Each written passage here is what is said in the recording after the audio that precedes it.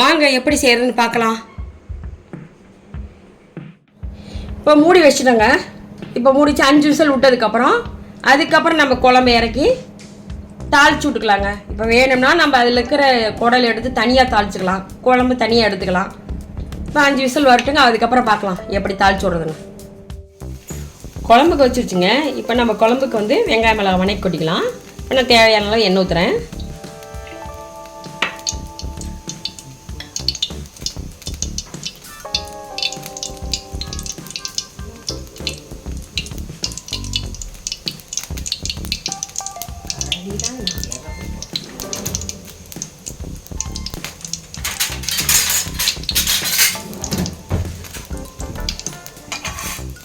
எண்ணெய் காய்ஞ்சிருச்சுங்க. இப்போ கடுகு போட்டுக்கலாம்.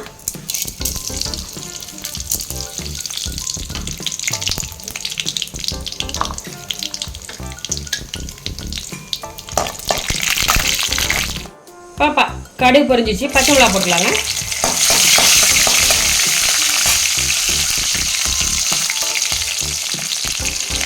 நான் ஒரு 2 பெரிய வெங்காயம் இருந்துருக்கேன், போட்டுக்கலாங்க. மல்லி கருவேப்பிலை போட்டுக்கலாங்க. இதை வடிகட்டி எடுத்துட்டு நம்ம 2வது ட்ரெஸ்ஸாக இப்போ நம்ம அது வெங்காய மிளகாலாம் போட்டு இது கிரேவி மாரி ஒன்று செஞ்சிடலாங்க.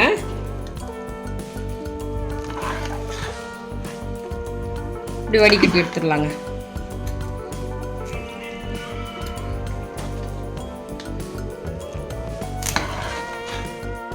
இப்போ நான் வந்து குழம்புலேருந்து தனியாக சிக்கன் இது குடலை வந்து தனியாக இருத்தி எடுத்துட்டேங்க. குழம்பு தனியாக எடுத்துட்டேன். இப்போ இதில் வந்து ஆயில் ஊற்றி கடுகு உளுத்தம் பருப்பு போட்டு பச்சை மிளகா போட்டு வெங்காயம் போட்டு கொத்தமல்லி போட்டு இப்போ நான் வணக்கியிருக்கேங்க. இப்போ இதில் வந்து நான் இஞ்சி பூண்டு பேஸ்ட்டு போடுறேங்க. இஞ்சி பூண்டு பேஸ்ட்டுங்க.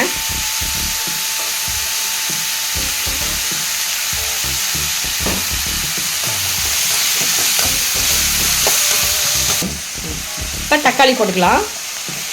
இப்போ நான் குழம்புலேருந்து எடுத்த 2வது டிஷ்ஷுங்க. இப்போ குழம்பு வச்சுட்டு தாளித்து ஊற்றிட்டு அந்த குடலை தனியாக இருக்கு. இப்போ நான் 2வது டிஷ் பண்ணுறேங்க.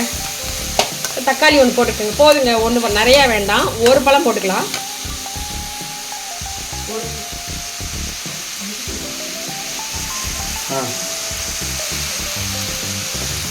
ஒரு 1/4 ஸ்பூன் மஞ்சள் போட்டுக்கலாங்க. இப்போ நான் அந்த மசாலா அரைச்சேன் இல்லைங்களா, அதை இப்போ நான் எடுத்து வச்சுருக்கேன். இதை இதில் போட்டுக்கிறேன்.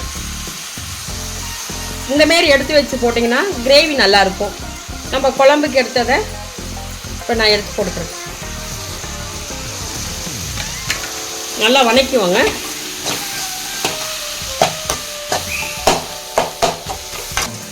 இப்போ இந்த கிரேவிக்கு தேவையான உப்பு போட்டுக்கலாங்க. இப்போ நான் அலசி ஒரு 1/2 டம்ளர் தண்ணி ஊற்றிக்கலாங்க. நல்லா பச்சை வாசனை போகிற அளவுக்கு வணக்கலாம்.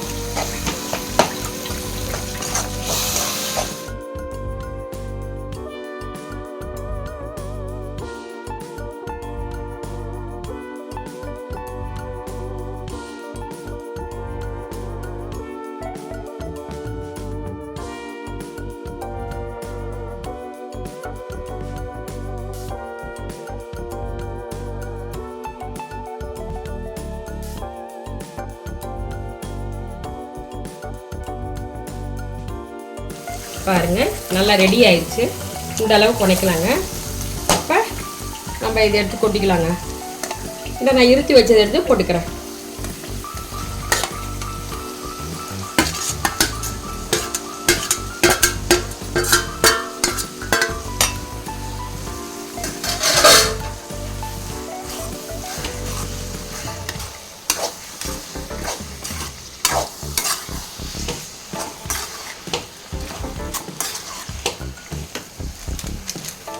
இப்போ நான் இதில் வந்து 1 ஸ்பூன் கரம் மசாலா போடுறேங்க.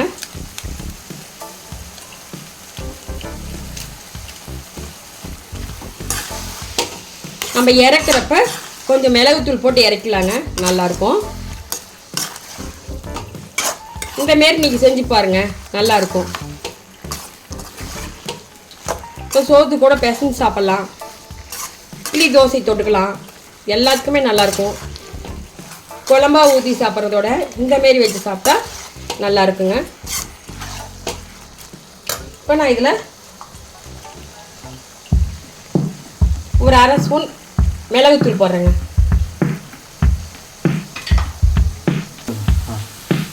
இப்போ மல்லிகரப்பில் போட்டு நம்ம இறக்கிடலாங்க. நான் வந்து மிளகுத்தூள் வந்து கடையில் வாங்கி அரைச்சிருக்கேங்க. நம்ம வெளியே விற்கிறது வாங்க வேண்டாம், நாமளே வாங்கி அரைச்சிட்டோம்னா நல்லா இருக்குங்க.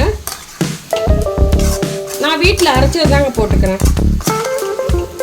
ரெடி ஆயிடுச்சுங்க பாருங்கள். இந்தமாரி நீங்களும் செஞ்சு பாருங்கள். செஞ்சு பார்த்துட்டு எப்படி இருக்குன்னு சொல்லுங்கள் கமெண்டில். வாங்க சாப்பிட்லாம்.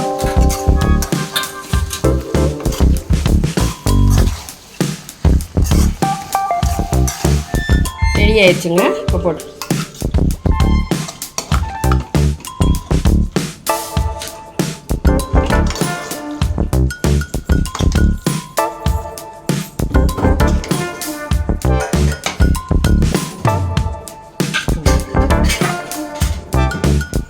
குடல் வறுவல் ரெடி ஆயிடுச்சுங்க. வாங்க சாப்பிட்லாம். நீங்களும் இந்தமாரி ஒரு தடவை செஞ்சு பாருங்கள். செஞ்சு பார்த்துட்டு எப்படி இருக்குன்னு சொல்லுங்கள். அதனால் எப்படி இருக்குன்னு சொல்லுங்கள். வாங்க சாப்பிட்லாம்.